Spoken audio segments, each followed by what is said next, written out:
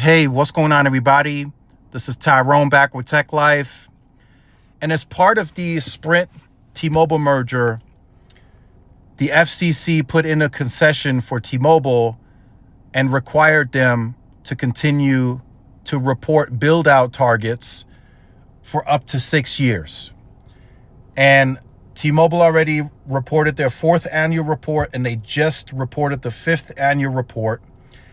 And they are ahead of the build-out targets. Now, these are just percentages. What that really translates into, I mean, that's anyone's guess. But according to the milestone requirement, this is for the rural deployment. If we're talking low-band 5G area of rural population, T-Mobile was supposed to have covered 90% at the 6-year mark. They're already at 93.08% as of the 5th annual report. So they're making progress. So they're already ahead of most of these build-out targets. So if we're talking mid-band 5G coverage, area of rural population, the 6-year target was 66.7%. As of the 5th annual report, T-Mobile was at 78.06%. So they're showing real progress in this report. Now, two things that are redacted that are not, I guess, supposed to be public knowledge. 5G sites deployed in rural areas, that would be very interesting to know. And low band / mid band 5G spectrum averaged over all 5G sites deployed in rural areas, and that would be nice to know too. And I'm sure that went up with Auction 108 spectrum that went into that rural deployment. So then next, we have the nationwide deployment. T-Mobile not quite there yet.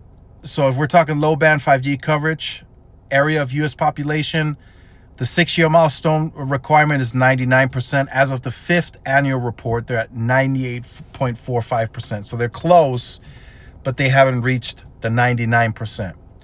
And then the mid-band 5G coverage area of U.S. population, they did beat that big time. As of the 6-year mark, the FCC gave them a target of 88%, and they crushed that as of the 5th annual report at 94.75%.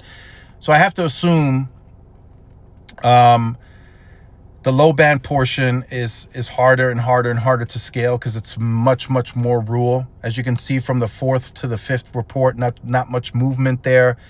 And if they grow that coverage at about the same scale, they won't even get to the 99% by the 6-year mark. Maybe they make an extra push and get there, but that's about the only thing where they might be off is the low band coverage. The mid band, they've crushed that, and then you guys saw they beat the requirements for the rural deployment.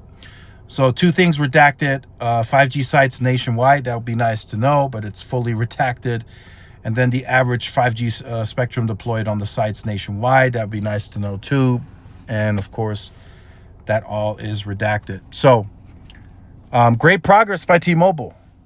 Like I said, I don't know what these percentages really translate. U.S. population, I mean, they're going by POPs. So that's not necessarily landmass of area covered. So T-Mobile still has a lot of progress they need to make there. But they're moving along. They've reached just about all of the 6-year requirements ahead of time from the FCC. So we'll see moving forward how much more T-Mobile can deploy by the time they release the 6-year report, right? That'll be the last one that they'll probably have to release. And after that, the FCC is likely, unless they have some requirements for the U.S. cellular deal, if that gets approved, still waiting on that approval. But for now, T-Mobile has hit most of their build-out targets post T-Mobile Sprint merger. So let me know your thoughts on that in the comments. Like, share, subscribe, and I'll see you in the next one. Peace.